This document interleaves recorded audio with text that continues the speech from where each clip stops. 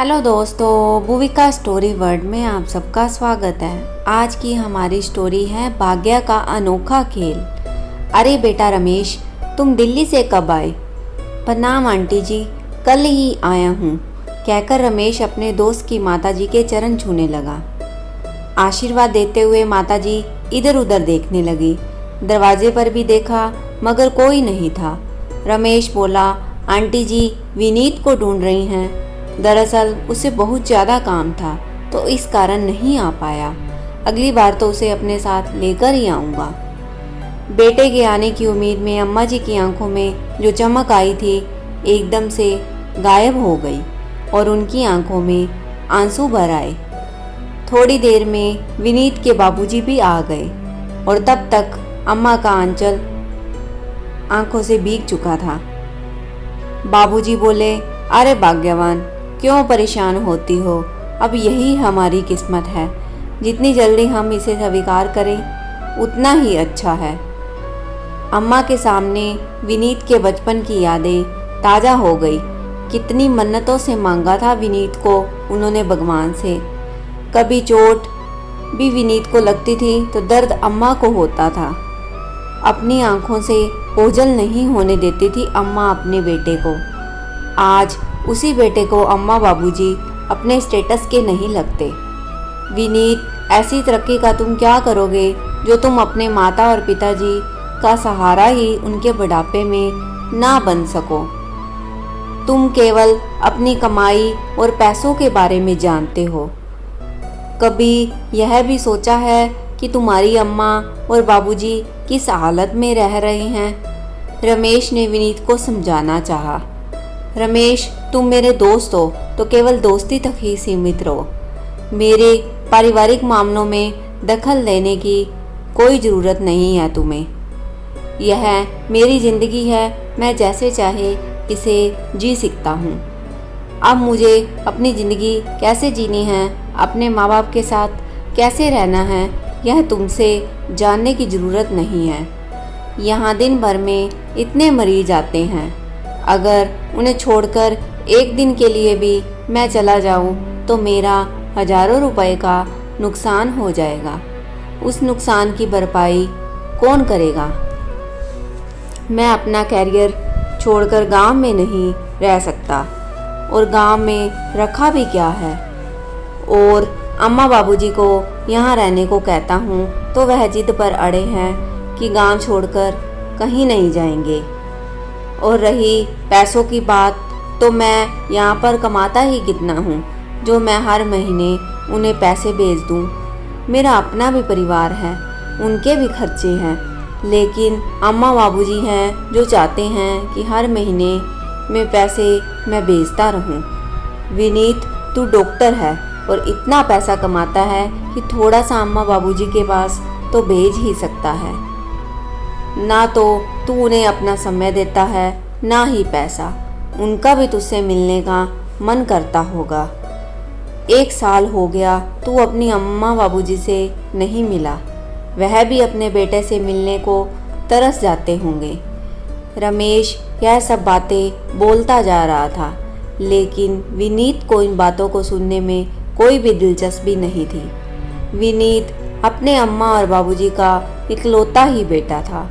हर काम को लगन से करता था और बाबूजी को पूरा विश्वास था कि उनका बेटा बड़ा होकर उनकी सेवा करेगा और उनके काम को संभालेगा।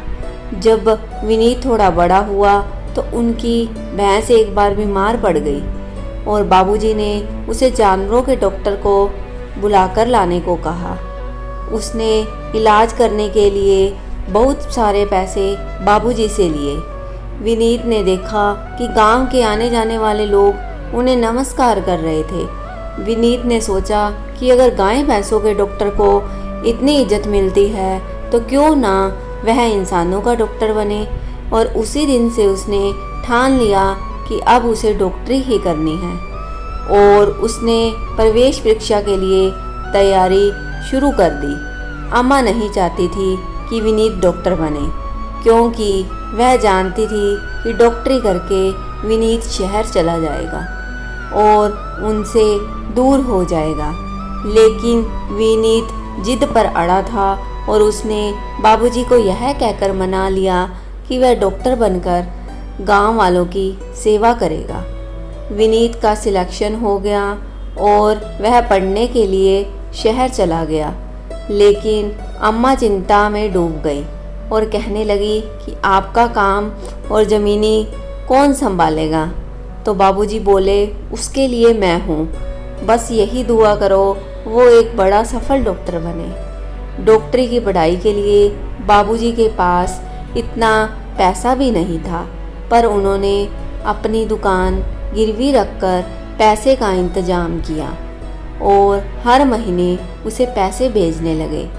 अम्मा जी दुकान गिरवी रखने के हक में नहीं थी, क्योंकि वह जानती थी कि वे दोबारा उसे छुड़ा नहीं पाएंगे। लेकिन विनीत ने कहा कि वह डॉक्टर बनकर इतना पैसा कमाएगा कि उसकी अम्मा और बाबूजी तो राज करेंगे। कुछ सालों के बाद विनीत की डॉक्टरी पूरी हो गई और उसकी एक बहुत अच्छी अस्पताल में नौकरी लग गई। बाबूजी चाहते थे कि उनके बेटे की शादी उनके गांव की ही किसी लड़की से हो, लेकिन विनीत ने साफ साफ कह दिया कि उसने एक लड़की ढूंढ ली है जो उसके साथ ही काम करती है और डॉक्टर है।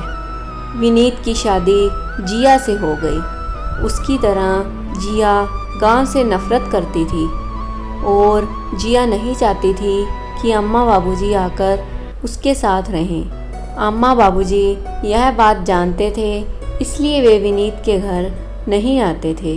गिरवी ज़मीन को छुड़ाने के लिए जब बाबूजी ने विनीत से पैसे मांगे तो विनीत ने साफ इनकार कर दिया और कहा कि अब अपने लिए कोई नौकरी ढूंढ लो और दुकान को भूल जाओ।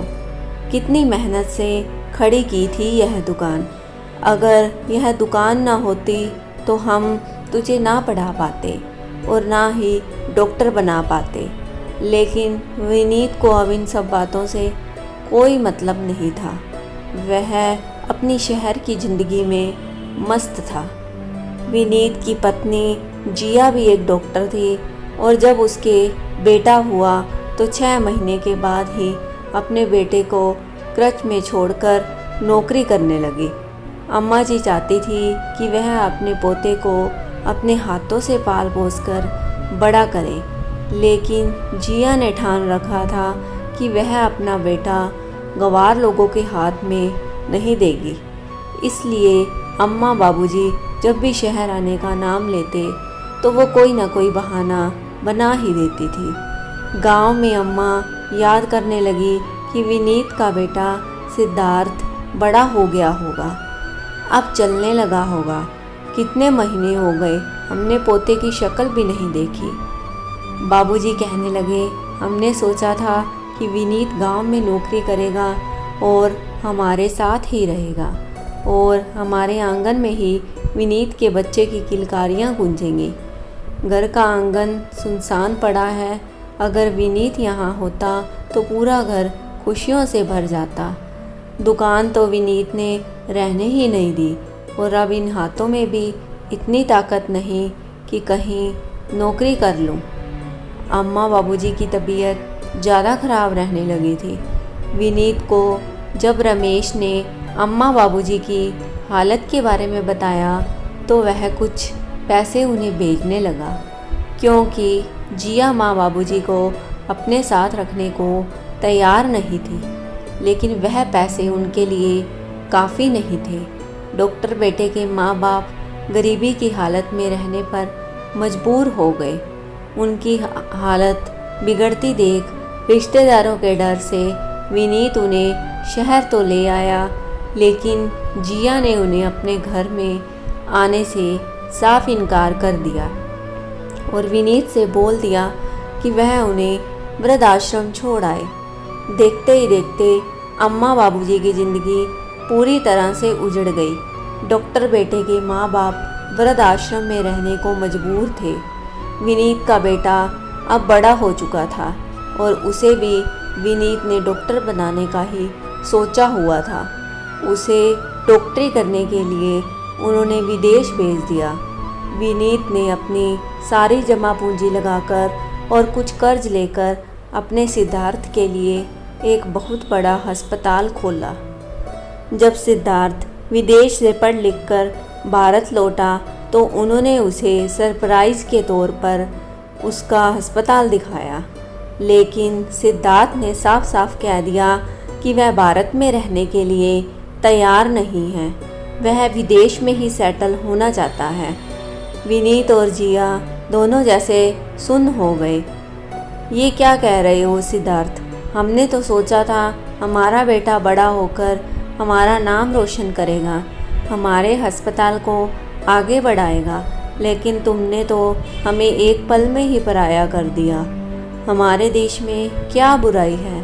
सब कुछ तो है यहाँ पर, सभी तरह की आधुनिक सुविधाएं हैं, लेकिन माँ मैं विदेश की ही एक लड़की से प्यार करता हूँ और मैंने उससे शादी करने का फ़ैसला कर लिया है। अब मेरे फ़ैसले को कोई बदल नहीं सकता।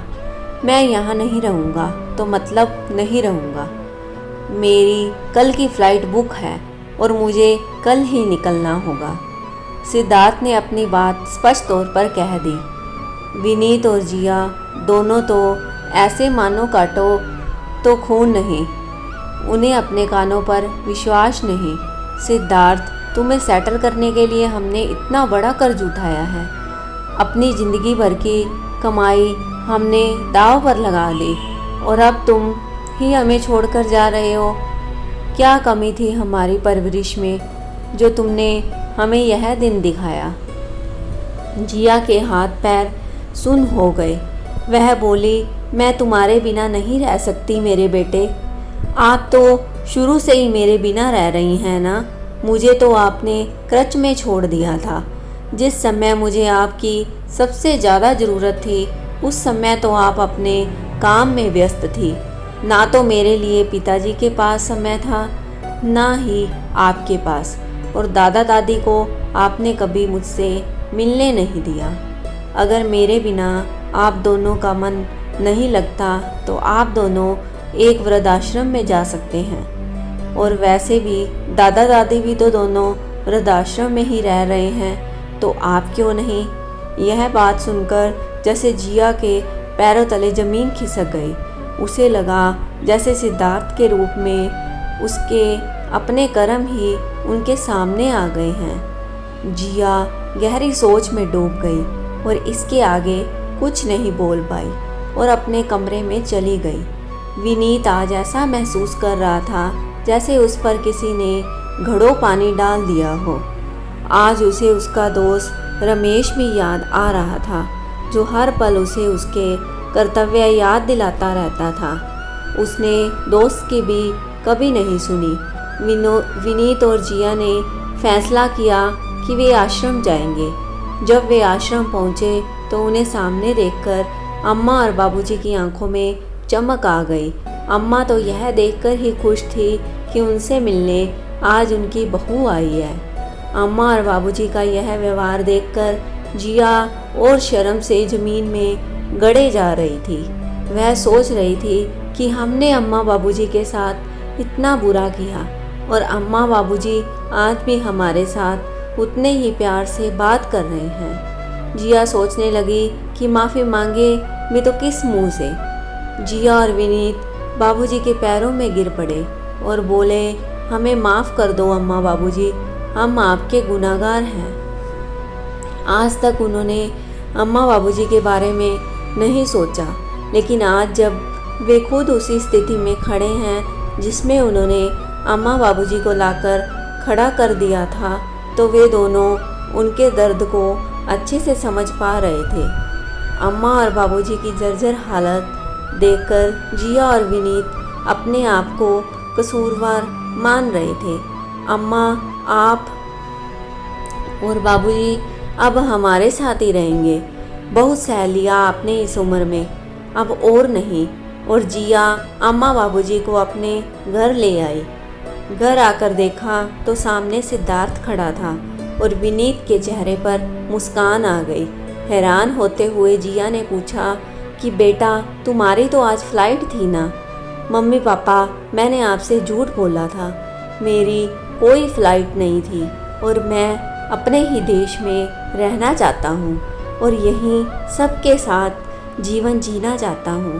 मैं जानता था कि आप दोनों दादा दादी को वृद्धाश्रम में छोड़ आए हो। आपको वृद्धाश्रम में बात करते हुए सुना था। आपने रमेश अंकल की बात नहीं मानी तो उन्होंने आकर मुझे सब बात बताई। मुझे पता चला कि मेरे दादा दादी आश्रम में रहते हैं तो मेरा मन दर्द से भर उठा।